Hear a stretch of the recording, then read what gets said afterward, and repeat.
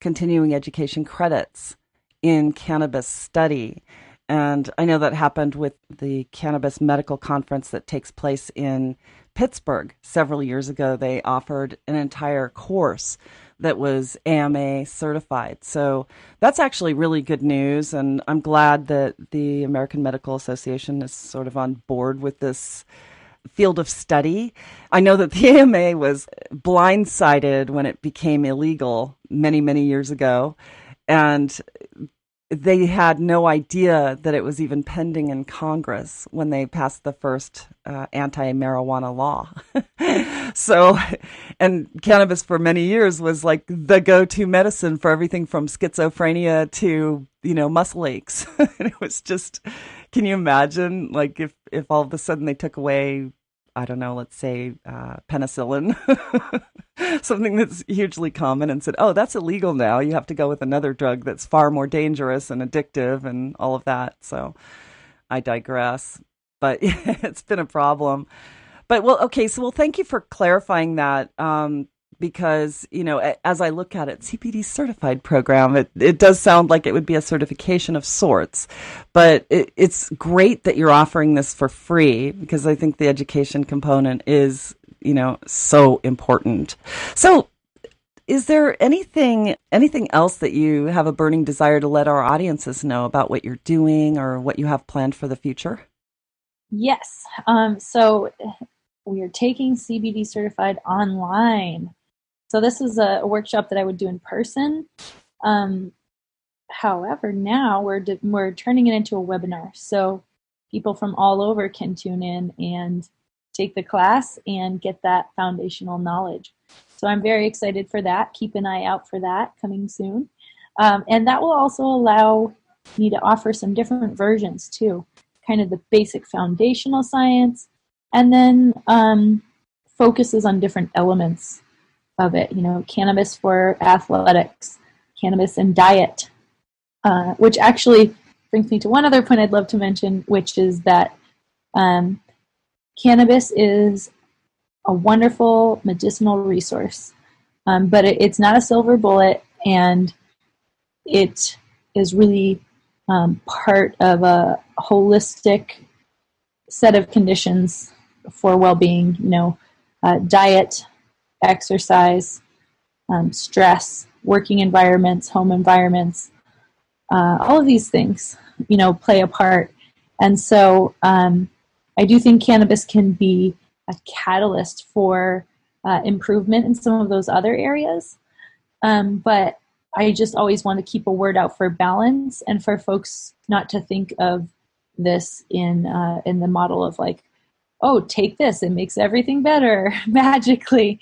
But rather it can help you to improve some of these other areas to better your well-being. It can give you a powerful tool to do that.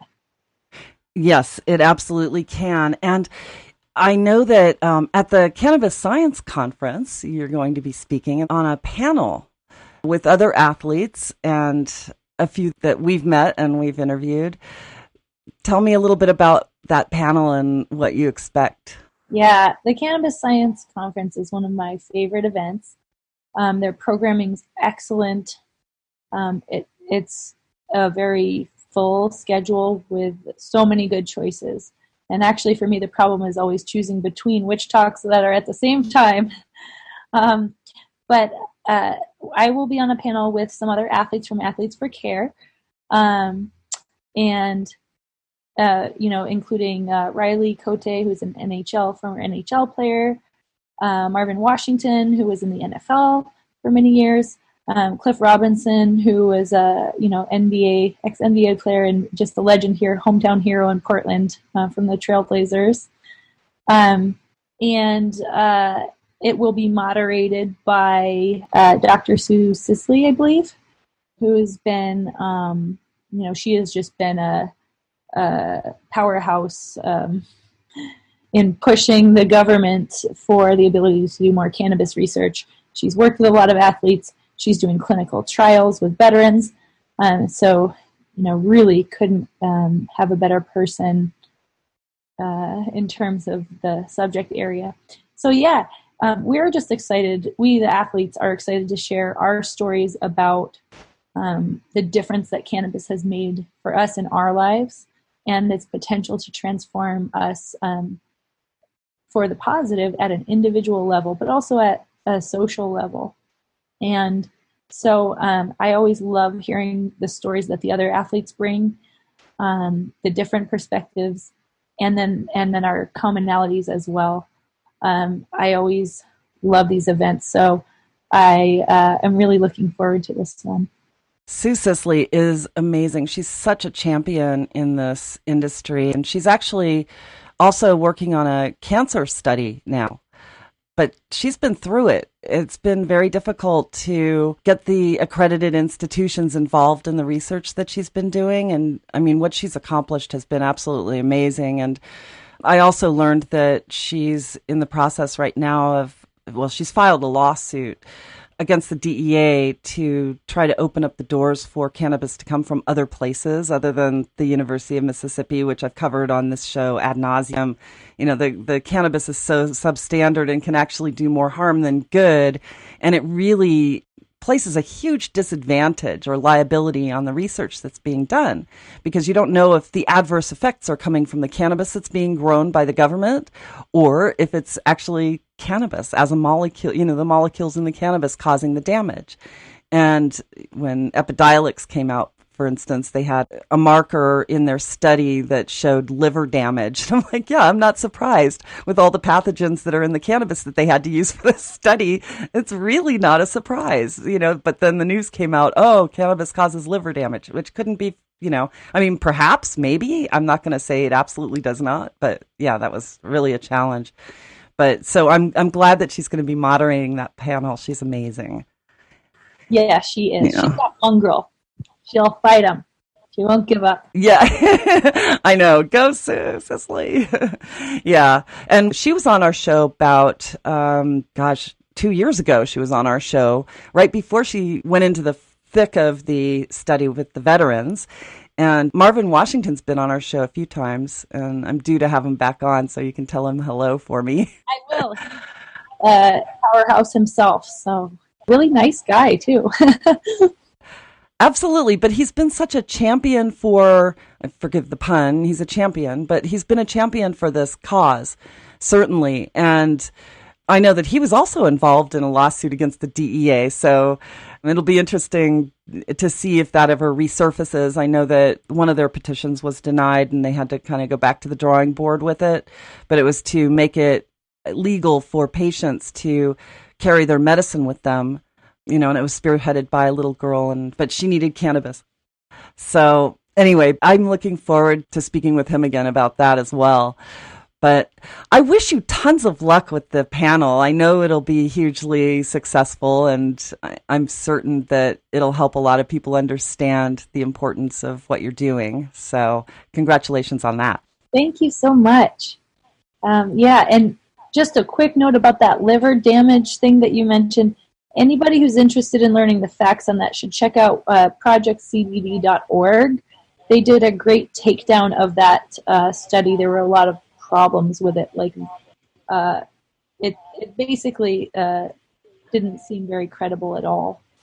So I just offering that resource out there. You should check out their analysis of that whole liver damage.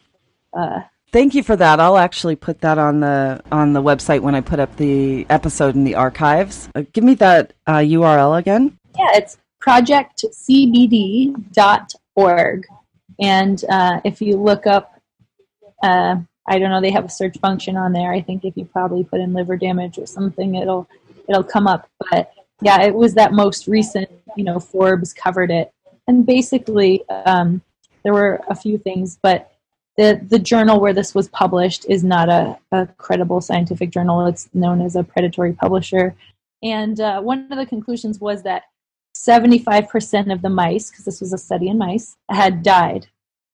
But that meant that 4.5 mice died. That was 75%. So where is the alive half mouse and where's the dead half mouse? So they looked at the study and they pointed out a number of serious issues that I don't accept that conclusion. I don't think there's anything supporting it. And yeah, we need more research around CBD for sure, but I don't think that's a conclusion by any means. It really doesn't give you a whole heck of a lot of confidence in the FDA when they're approving studies. All they have to do is show 30% efficacy and a drug will be approved. So if they had 10 mice and 7 of them died, and they didn't really do any follow-up research to find out why the mice died, and that's not really part of the final report that's available to the public, it's pretty discouraging. And I need to look at the counters to that study that are on projectcbd.org. I'm looking forward to that. I'll research it voraciously. I love to look into things like that.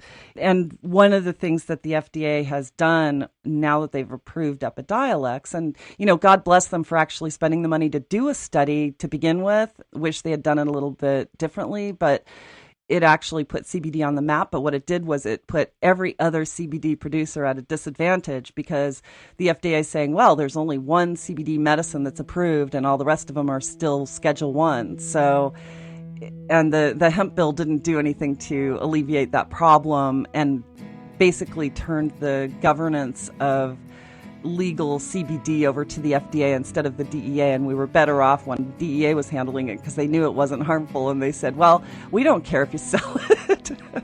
But the FDA apparently does. So what a mess. Oh, absolutely, it's a mess. And, as is so much that's going on right now in our government, but I won't go into that. I could, but I won't. So anyway, well, I'm getting a signal that it is time to start wrapping it up. Any last thoughts for us? Thank you so much for having me on. We said how important education is, and that's what you're doing here, covering these topics and helping educate people to move us all forward. So thank you for what you do. Thank you so much for saying that. And it's a labor of love because it's so important for so many people, and it's saving lives. So thank you for what you do to educate people as well. We'll look forward to following your career as it continues, and I hope that we stay in touch. Yeah, thank you. And just feel free to call on me anytime I can help with anything. Thank you so much. I certainly will. So once again, it is time to bring yet another show to a close. I'd like to personally thank my guest, Anna Symonds, for sharing her insights and knowledge with us today. If you'd like to learn more about the work that she's doing, please visit us online at thecannabisreporter.com and click podcast to find today's episode. There you will find her bio along with information and a link to her website. We have so many people to thank. First, I'd like to express our gratitude for our radio partners, Canosphere Biotech, the Growers Network, and HealthTerra. We certainly couldn't be doing this without you. I'd also like to thank our theme song composer Eric Goodall and the production team here at the Cannabis Reporter Radio Show for always making us shine. And of course, it goes without saying just how much we appreciate our programming directors at XRQK Radio Network and Society Bites Radio for distributing our show. And last but not least, thanks to all of you for listening. I'm Snowden Bishop, inviting you to join me again next week, same time, same place, for another episode of the Cannabis Reporter Radio Show. Until we meet again, be safe, stay informed, share what you've learned, and make it a great day. Evergreen is cool.